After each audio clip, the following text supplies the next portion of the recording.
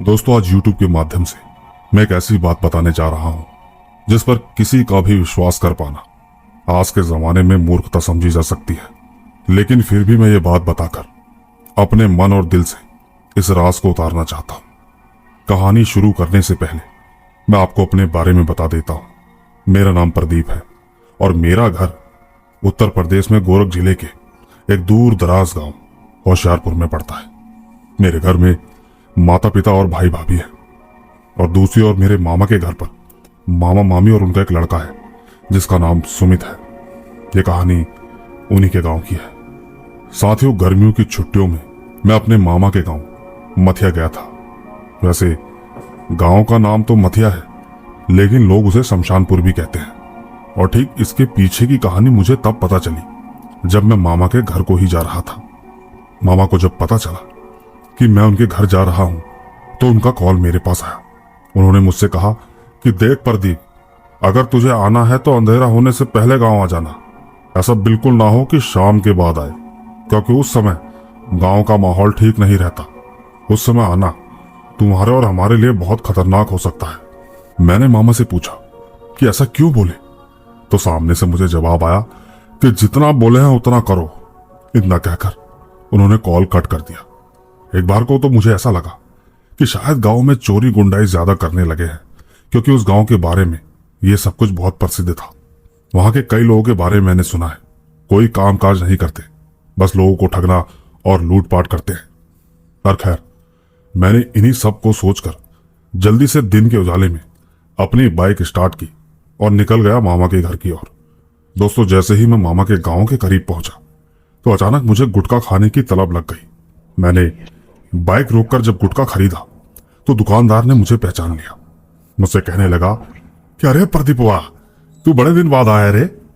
मैंने दुकान वाले से कहा कि हाँ भोले भैया, आपको देखे कितने दिन हो गए, पर आपकी दुकान को क्या हुआ? पहले तो इतना भीड़ होती थी और आज बिल्कुल खाली। भोले भैया निराश मन से बोले कि हाँ प्रदीप वाह, क्या बताऊं, गांव अब पहले जैसा नहीं रहा। अब तो कोई भी मुसाफिर इस गांव के आसपास रुकता नहीं है। बहुत कम लोग ही इस गांव में आते हैं, वो भी वो लोग जिनको कोई काम हो या वो जो किसी से मिलने आए हो। और तो और सबके सब दिन में ही आते हैं और दिन में ही निकल जाते हैं। दोस्तों, मैं भोला भैया की बातें सुनकर थोड़ा सा हैरान हो गया, मगर मैंने इसका कारण नहीं पूछा और मैं मामा के घर की ओर निकल गया। पूरे रास्ते मुझे एक आदमी नहीं दिखा। ऐसा लगा मानो जैसे दिल्ली की गर्मी में दोपहर में एकदम शांत रहता है। मगर कितना अच्छा लगता है गांव में चलती रोड पर कोई खेतों के पास दिखता है तो कोई रोड में पैदल चल रहा होता है। पर खैर, मैंने मामा के घर पहुंचते ही मामा मामी के पैर छूकर आशीर्वाद लिया और सुमित से गले मिलकर आराम से कुर्सी पर बैठ गया। दिन का समय हो चुका था। दोपहर में मुझे बहुत अच्छी नींद आई। ठीक 5 बजे मेरी नींद खुली। मैंने सुमित से कहा कि चल भाई, तालाब के पास घूमकर आते हैं। सुमित ने मेरी बात सुनी और चुपचाप दोबारा सो गया। कहने लगा, अभी नहीं जाते, अभी अंधेरा होने वाला है। मैंने उससे कहा कि अंधेरे से क्या मतलब, अब हम खो थोड़ी ना जाएंगे, अब हम बड़े हो चुके हैं। लेकिन सुमित ना में सर हिला रहा था। मैंने भी सुमित को कह दिया कि भाई चलेगा तो ठीक है, वरना मैं अकेले ही चला जाता हूं। मेरी इस बात पर सुमित सोचने लगा और एकदम से खड़ा कर बोला, चल ठीक है, पर 1 घंटे के अंदर वापस आ जाएंगे। उसकी बात सुनकर मैं खुश हो गया। मैंने कहा एकदम ठीक है, चल चलते हैं। पूरे रास्ते हम दोनों हंसी मजाक करते हुए चल रहे थे। उस दिन बहुत कम लोग दिखाई दिए। मैंने सुमित से पूछा कि भाई एक बात बता, गांव में इतना सन्नाटा क्यों है, लोग दिखाई नहीं देते? सुमित ने कहा कि ऐसी कोई बात नहीं, बस ऐसे ही। मैंने कहा ठीक है, और हम चलते चलते तालाब के पास पहुंच गए। मैंने वहां पहुंचकर खूब फोटो खिंचवाई और कुछ ही देर बाद सुमित कहने लगा कि चल अब तो घूमना हो गया, वापस घर चलते हैं। मैंने कहा हाँ चलते हैं। रास्ते में चलते वक्त मेरी नजर गांव के एक जले हुए स्कूल पर पड़ी, जो कि बहुत पुराना स्कूल था। उसे मैं बचपन से देखता आ रहा था। मैंने उस स्कूल को देखकर पूछा कि सुमित, ये स्कूल जला क्यों है, क्या हुआ इसे? मेरी बात सुनकर सुमित की आवाज लड़खड़ाने लगी। कहने लगा कि भाई ये सब मत पूछ मेरे से, तू घर चलना, मैं तुझे सब घर चल के बताता हूं। मैंने सुमित की ओर देखा और सोचने लगा कि इसको क्या हुआ, बोल तो ऐसे रहा है जैसे कोई चोरी की हो। मैंने उसके कंधे पर हाथ रखा। मैंने कहा, चल कोई बात नहीं, घर पर बता दियो। इसके बाद वो अचानक जल्दी जल्दी चलने लगा। हम दोनों ठीक जैसे ही घर पर पहुंचे तो मामा हमें डांटने लगे। मामा ने मुझसे तो कुछ नहीं कहा, लेकिन सुमित को डांट रहे थे कि माहौल कितना खराब है, दिखाई नहीं देता। मैं तो चुपचाप कुर्सी पर बैठ गया और टीवी देखने लगा। 2 घंटे बाद मामी खाना बनाकर लाई। मैंने तो वो खाना बड़े ही मजे से खाया। कुछ ही देर में सुमित के रूम में बिस्तर लग गया था, लेकिन वहां पर बहुत गर्मी हो रही थी। मैंने सुमित से कहा कि यार सुमित, बहुत गर्मी लग रही है, चलना छत पर सोते हैं। और दोस्तों, आपको तो पता ही होगा कि गांव में छतों पर सोना बहुत आम बात होती है। सुमित लेटे लेटे ही बोलने लगा कि भाई, इस गांव में कोई छत पर नहीं सोता। मैंने तुरंत कहा, क्या छत पर भूत आते हैं? मैं हंसने लगा। सुमित ने कहा कि छत पर तो भूत नहीं आते, लेकिन दिखाई जरूर दे जाते हैं। मैंने कहा, कैसी बात कर रहा है? तुझे क्या लगता है तू मुझे डराएगा और मैं डर जाऊंगा? उसने कहा कि तू मान नहीं रहा, पर ऐसा होता है। मैंने कहा, कोई नहीं दिखेगा, जो होगा देख लेंगे।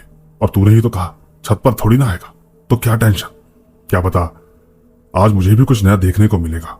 दोस्तों, सुमित ने तुरंत बिस्तर उठाया और चुपचाप छत पर जाकर लेट गया। मैं छत की चारों ओर घूम रहा था। क्या ठंडी ठंडी हवा चल रही थी। लेकिन दोस्तों, कुछ देर बाद ऐसा हुआ जो मैं सोच भी नहीं सकता था। उस दिन मुझे समझ आया कि इस गांव को लोग शमशानपुर क्यों कहते हैं। क्योंकि अचानक से जो आसमान बिल्कुल साफ था, उस पर एकदम काले अंधेरे बादल छा गए। लेटे लेटे जब मेरी आंखें खोली तो मुझे ऐसा महसूस हुआ जैसे बारिश होने वाली है। उसी वक्त मेरे कानों पर एक गीत की आवाज सुनाई थी। सुनने में लग रहा था जैसे कुछ लड़कियां गाना गाते गाते स्कूल ड्रेस में कहीं जा रही थी। जब मैंने खड़े उठ के देखा तो सच में ऐसा ही था। मुझे हैरानी हुई कि इस टाइम पर कौन सा स्कूल चलता होगा। मैंने ध्यान से उन लड़कियों का चेहरा देखने की कोशिश की तो न जाने क्यों सबका चेहरा मुझे काला ही नजर आ रहा था। यह सब देखकर उस चीज ने मुझे अंदर तक हिला दिया। मैंने सुमित को उठाया और उससे कहने लगा कि सुमित, उठ उठ यार, वो देख, लड़कियां स्कूल जा रही हैं, वो भी इस टाइम। सुमित एकदम से उठा और डर गया। कहने लगा कि मैंने तुझे कहा था ना, रात को भूत दिखते हैं, ले देख ले अब। और हाँ, मुझे कुछ भी नहीं दिखाई दे रहा। वो तुरंत ही मुझे खींचकर नीचे की ओर ले गया। मेरी तो हालत खराब हो चुकी थी, मगर सुमित बिल्कुल नॉर्मल लग रहा था। कुछ देर मैं अपना सर पकड़कर बैठा रहा। फिर मैंने सुमित से पूछा कि सुमित भाई, ये सब क्या है? इससे पहले तो मैंने ये सब कभी नहीं देखा था। बचपन से लेकर अब तक मैं कितनी बार आ चुका हूं। दोस्तों, मेरी शक्ल देखकर सुमित ने मुझे आराम से बैठाया और शांति से बताया कि ये भूतिया चीजें 2 साल पहले शुरू हो चुकी थी। जो लड़कियों को तुमने छत से देखा था, वो सब लड़कियां हर रोज रात को गांव में अपने अपने घर से निकलकर वो जो जला हुआ स्कूल है वहीं जाती है। लेकिन उस वक्त ध्यान से देखने पर उस टाइम वो जला हुआ स्कूल एकदम से नया हो जाता था। सुबह होते होते उस स्कूल में फिर से आग लग जाती। कई लोगों को तो वहां से दर्द भरी चीखने और चिल्लाने की आवाज भी आती है। मामला इतना गंभीर हो चुका था कि स्कूल के आसपास के लोग दर्द भरी आवाजों को सुन सुनकर अपना घर छोड़कर चले गए हैं। बस उस तरफ कुछ ही लोग बचे हैं जो कि जी रहे हैं, परंतु नहीं मालूम कब तक। उनका कोई ठिकाना नहीं है, वो भी कभी भी जा सकते हैं। दोस्तों, मैंने सुमित से दोबारा पूछा कि अच्छा, पर ये सब हुआ कैसे? तभी सुमित ने मुझे एक नई कहानी सुनाई। उसने कहा कि 2 साल पहले इस स्कूल में एक लड़की थी, प्रियंका नाम की, जो कि बहुत ही सुंदर थी। उसका दिल बस पढ़ाई में लगता था। वो ज्यादातर अपने घर से बाहर भी नहीं आती थी। पर मेरे दोस्त कब तक इसी स्वभाव के कारण गांव के कुछ मनचले लड़कों की बुरी नजर पड़ी। वो उस लड़की को पाना चाहते थे, लेकिन उन्हें यह नहीं पता था कि वो बहुत ही शरीफ लड़की है। उसे पढ़ लिख कर कुछ बनना था, पर क्या कर सकते हैं। एक दिन की बात है, उन लड़कों ने उस लड़की को तालाब के किनारे रोक लिया और अपने प्यार का इजहार करने लगे। प्रियंका उस वक्त बहुत घबरा गई। वो उनको हाथ जोड़कर मना करने लगी, कहने लगी कि मैं पढ़ने के लिए स्कूल जाती हूं, प्लीज मुझे छोड़ दीजिए, मुझे स्कूल जाना है। उन लड़कों ने गुस्से भरी निगाहों से उसकी ओर देखा और उसका रास्ता छोड़ दिया। ये उस लड़की की खुशकिस्मती थी। प्रियंका चुपचाप स्कूल चली गई। लेकिन प्रदीप, उन लड़कों में एक लड़का था जो कि मुखिया का बेटा था, उसको उसका इनकार ना करना इतना बुरा लगा कि उसने उसी दिन अपने दोस्तों और आदमियों के साथ मिलकर ठीक उसी स्कूल के बाहर से पेट्रोल छिड़ककर आग लगा दी। वो वक्त इतना बुरा था कि मैं तुझे बता नहीं सकता।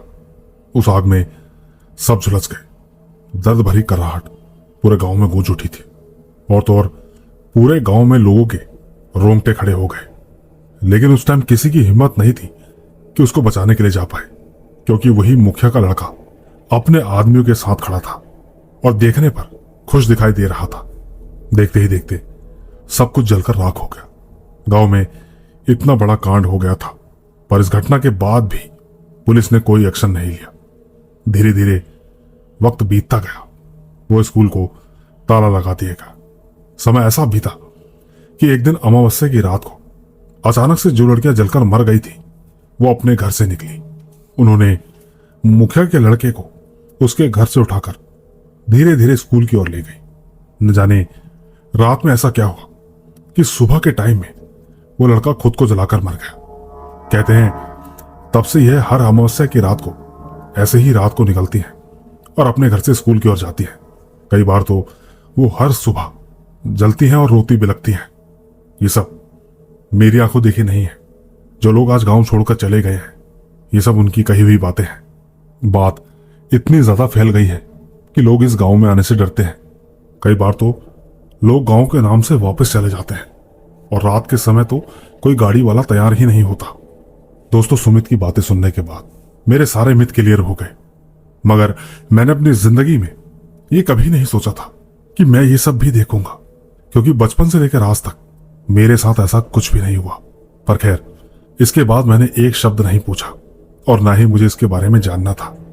मैं बस अपने घर जाने का इंतजार कर रहा था। यकीन मानिएगा, मैं उस दिन के बाद से अपने मामा के घर वापस दोबारा नहीं गया और तो और इस बात का एहसास मुझे हमेशा रहेगा। नहीं मालूम आपको यकीन कैसे दिलाऊं, मगर यह सब मेरे लिए बहुत ही डरावने सपने की तरह था। इसके साथ मैं आपको एक छोटी सी कहानी और सुनाता हूं। बात कुशीनगर, उत्तर प्रदेश की है और तो और यह घटना एकदम सच्ची है जो कि मैं आपको बताने वाला हूं। यह घटना आज से लगभग 8 साल पहले मेरे गांव के पक्के पुल पर घटी थी। यह बहुत ही पुराना पुल है। दरअसल उस समय में उस पक्के पुल के आसपास बहुत सी अजीबोगरीब घटनाएं हो रही थी। बहुत से लोगों का मानना था कि उस पुल पर किसी प्रेत का साया है जो कि देर रात पुल से गुजरने वालों को डराता रहता है। इसी तरह उस 8 साल पहले एक आदमी रात के 1 बजे उसी पुल से गुजर रहा था। तभी उसे एक तांगे वाला दिखाई दिया। वो ठीक आगे की ओर ही जा रहा था तो उस आदमी ने उस तांगे वाले से कहा कि भैया, मुझे थोड़ा आगे तक जाना है, क्या तुम छोड़ दोगे? उस तांगे वाले ने उस आदमी को बैठने का इशारा किया। वो आदमी चुपचाप तांगे पर बैठ गया और तांगा धीरे धीरे आगे बढ़ने लगा। सर्दियों का समय था और उस तांगे वाले ने एक बड़ा सा कंबल ओढ़ रखा था। थोड़ा आगे बढ़ने पर उस आदमी ने तांगे वाले से कहा, क्या तुम बीड़ी पियोगे? क्योंकि मैं बीड़ी पीने जा रहा हूं। पर तांगे वाले ने उसे कोई जवाब नहीं दिया।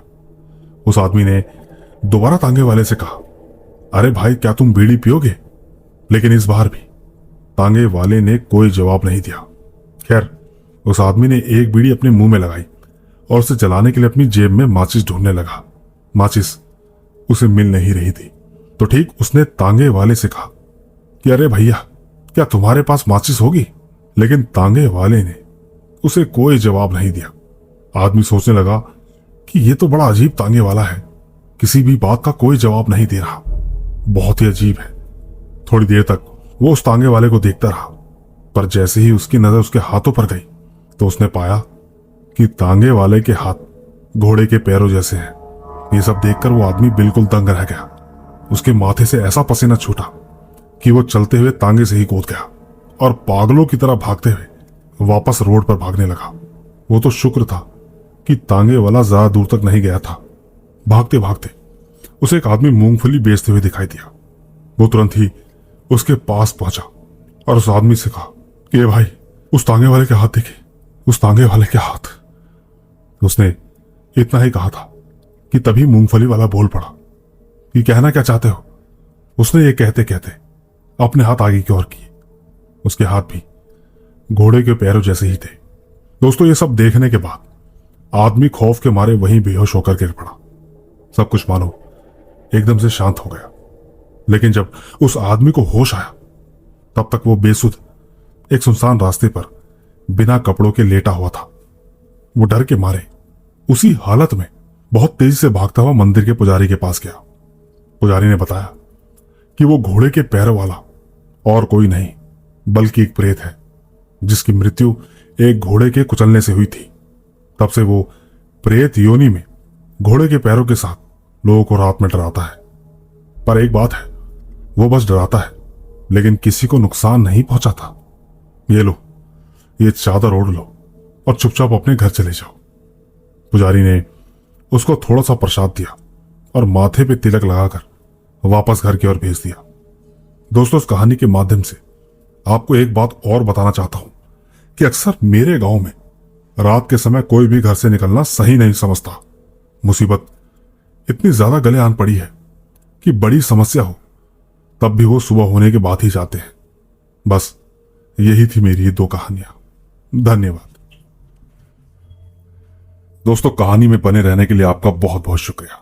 जितनी तारीफ करूं उतनी कम है। बस आप यूं ही साथ बनाए रखें, क्योंकि मेरे इस चैनल पर 2 ऐसी कहानियां आने वाली हैं जो कि आपको बहुत पसंद आने वाली है। लेकिन अभी मैं चलता हूं। Bye bye.